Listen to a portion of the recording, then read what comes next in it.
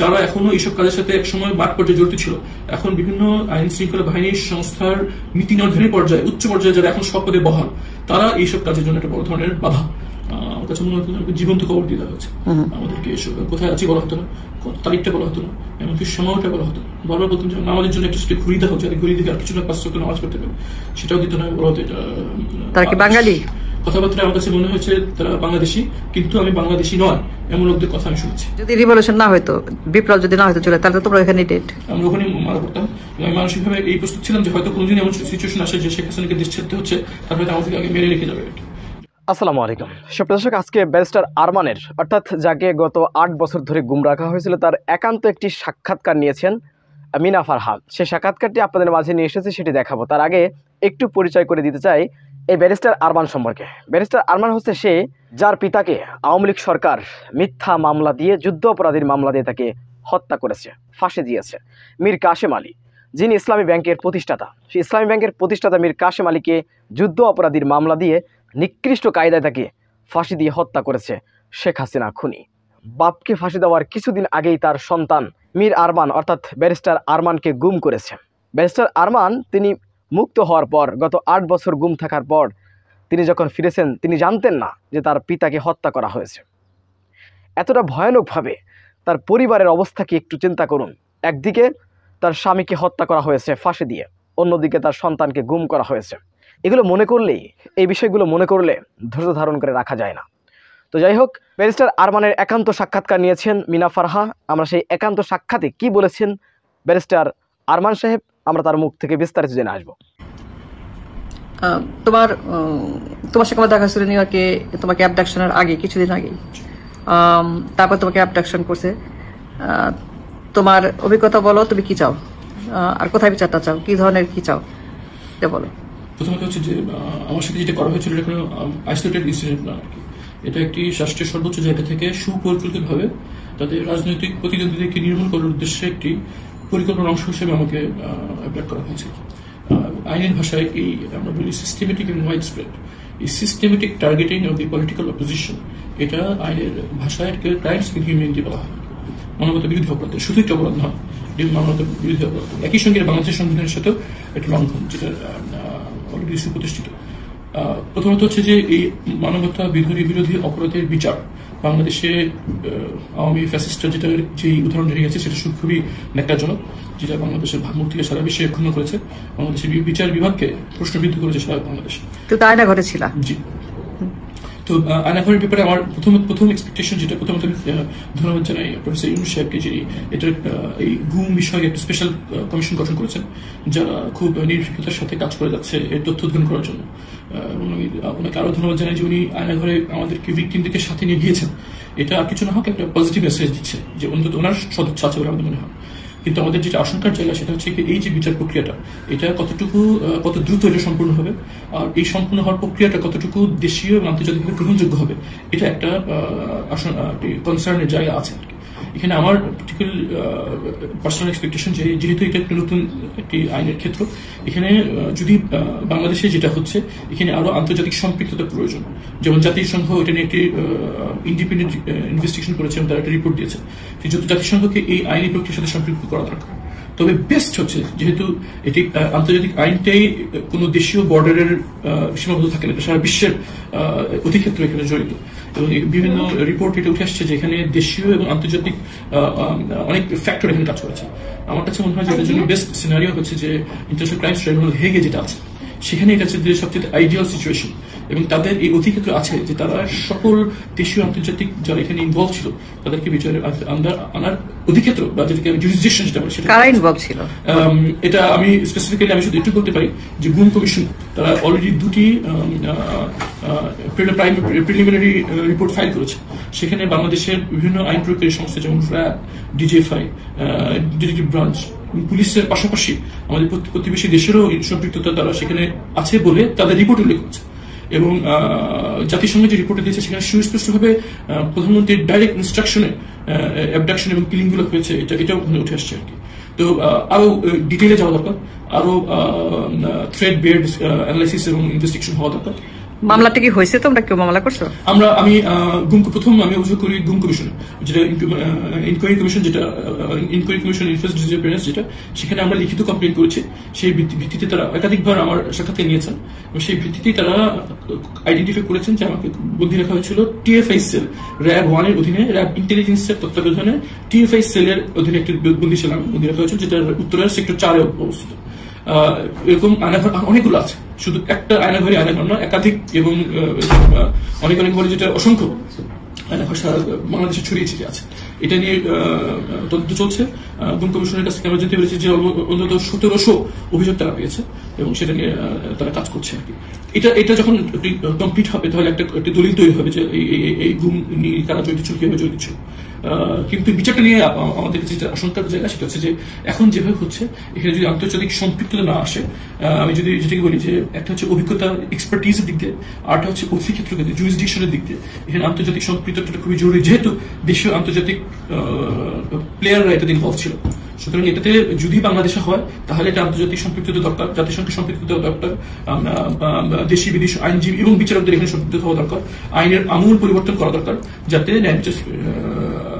একটা কোয়েশ্চেন, যেহেতু দেশের আইন শৃঙ্খলা বাহিনী লোকরা সম্পৃক্ত, সুতরাং তারা বাধা দিবে। জি, সবচেয়ে আশঙ্কার কথা এটাই যে এই কাজে যারা সম্পৃক্ত ছিল, দীর্ঘ 16 বছর ধরে এই কাজ হয়েছে, যারা এই কাজ যখন শুরু হয় তখন তারা মাঠ পর্যায়ে ছিল, তারা এখন সর্বোচ্চ নীতি নির্ধারণ পর্যায়ে আছে এবং অধিকাংশ এখনো তার স্বপদে বহাল আছে।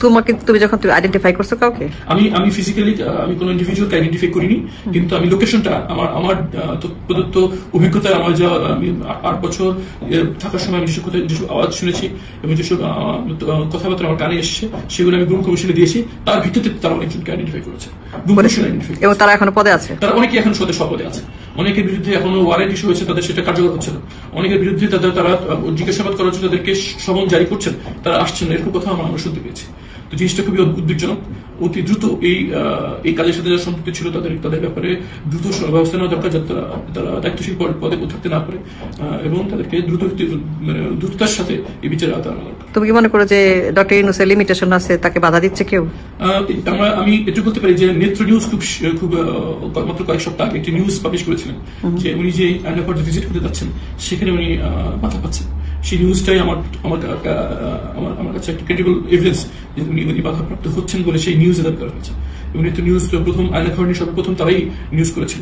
তো সেই নিউজে আমরা দেখতে পেয়েছি যে উনি বাধাপ্রাপ্ত হচ্ছেন। কিন্তু আমার কাছে ব্যক্তিগতভাবে মনে হয় যে প্রফেসর ইউনূস উনি এই বিষয়ে খুবই সজাগ এবং সিনসিয়ার, এবং গুম কমিশনের আমাদের সাথে রেগুলার যোগাযোগ করছে, আমাদের কাছে তথ্য সংগ্রহ করছে। আমার কাছে মনে হচ্ছে গুম কমিশন অনেক সিনসিয়ার, ট্রাইব্যুনাল এবং প্রসিকিউটর আমাদের সাথে যোগাযোগ করছে, তারাও আমাদের কাছে আমার মনে হচ্ছে তারা অনেক সিনসিয়ার। কিন্তু যারা এখনো এইসব কাজের সাথে একসময় মাঠ পর্যায়ে জড়িত ছিল, এখন বিভিন্ন আইন শৃঙ্খলা বাহিনীর সংস্থার নীতি নির্ধারণী পর্যায়ে, উচ্চ পর্যায়ে যারা এখন সপদে বহাল, তারা এইসব কাজের জন্য একটা বড় ধরনের বাধা, যার ব্যাপারে দ্রুত ব্যবস্থা নেওয়ার প্রয়োজন। তোমার মনে হয় যে এটা বাইরে হওয়া উচিত?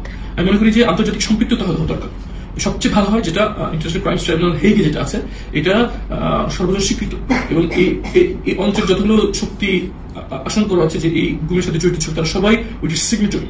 সো ওখানে হলে জিনিসটা অনেক বেশি গ্রহণযোগ্য হবে বলে মনে হয়। আর যদি ওই বাংলাদেশে হয় তাহলে তাদের সম্পৃক্ততা প্রয়োজন। যেমন আমরা বিভিন্ন দেশে দেখেছি যে বিচার দেশে হয়েছে কিন্তু আন্তর্জাতিক সম্পৃক্ততা ছিল, দেশি বিদেশি আইনজীবী এবং দেশি বিদেশি জাজদের নিয়ে একটা বিচার হয়েছে। তোমাদেরকে বিদেশি কোনো অর্গানাইজেশন কোনো অ্যাপ্রোচ করছে যে জাতিসংঘের তরফ থেকে মানবাধিকার কমিশনের রিপোর্টের? আমাদের কাছ থেকে সবার আগে আমাদের সাথে যোগাযোগ করেছে গুম কমিশন, দ্বিতীয়ত আমাদের সাথে যোগাযোগ করেছে ইন্টারন্যাশনাল ক্রাইমস ট্রাইব্যুনাল এবং প্রসিকিউশন টিম, থার্ড আমাদের সাথে যোগাযোগ করেছে human rights watch, amnesty international, এটাই মোটামুটি আমাদের সাথে যোগাযোগ করছে। আচ্ছা, আর তোমার আয়নাঘরের তোমার সেলটা কতটুকু ছিল? তোমার অত ডিটেলস দরকার নেই, তোমার ট্রমাটা কেমন ছিল, এখন কেমন আছে? প্রথমত হচ্ছে যেখানে ছিলাম সেখানে আমরা দিন রাত বুঝতে পারতাম না।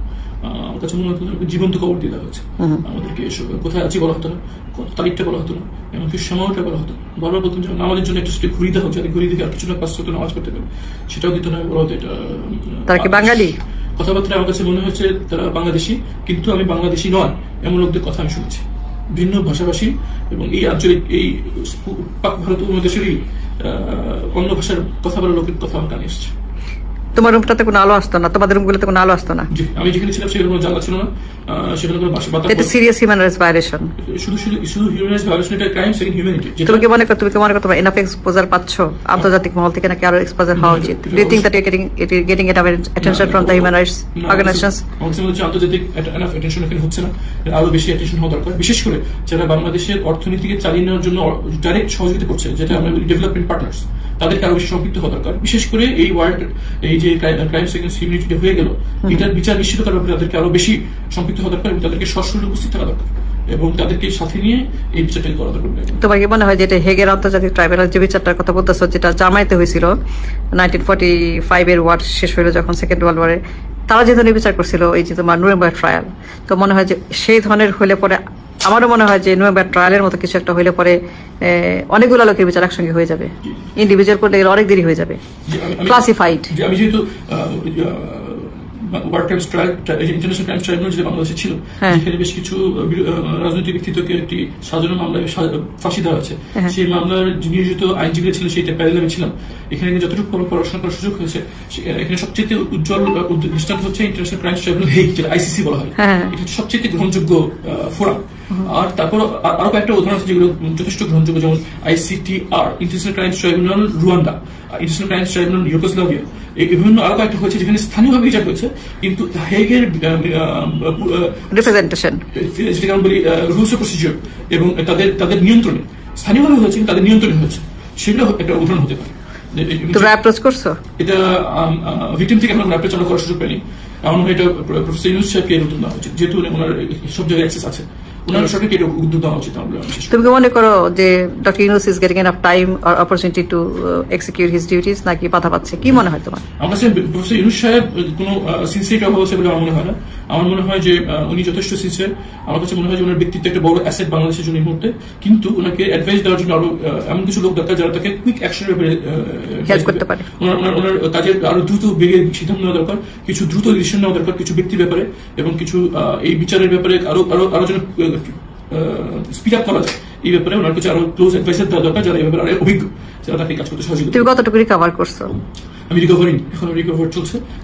আমার ডাক্তারদের বলছেন যে 8 বছরের ট্রমা কাটানোর জন্য 8 মাস তো মিনিমাম লাগবে, মাত্র 6 মাস গেল, আমার চিকিৎসা চলছে। যদি রিভলিউশন না হয়তো, বিপ্লব যদি না হয়তো চলে, তাহলে তোমরা ওখানে ডেট, আমরা ওখানে মারা পড়তাম। আমি মানসিকভাবে এই প্রস্তুত ছিলাম যে হয়তো কোনোদিন এমন সিচুয়েশন আসে যে শেখ হাসিনাকে দেশ ছাড়তে হচ্ছে, তার হয়তো আমাকে আগে মেরে রেখে যাবে। যখন আমাকে বের করছিল তখন আমি মনে করছি আমি মেরে ফেলা হবে, যে বিপ্লব হয়ে গেছে আমি জানতাম, অনেক পরে আমি জানতে পেরেছি। ওকে, থ্যাংক ইউ। ব্যারিস্টার আরমান যে কথাগুলো বলেছেন, যে দাবিগুলো উত্থান করেছেন, এই বিষয়গুলো যেন সরকার গুরুত্ব সহকারে দেখেন এবং তার বক্তব্যগুলো বাস্তবায়নের জন্য সরকার জন্য দ্রুত কার্যক্রম চালু করেন। সুপ্রিয় দর্শক, মীর আরমান অর্থাৎ ব্যারিস্টার আরমানের বক্তব্য আপনারা কিভাবে দেখছেন অবশ্যই আপনাদের মূল্যবান মন্তব্য কমেন্ট বক্সে জানাবেন।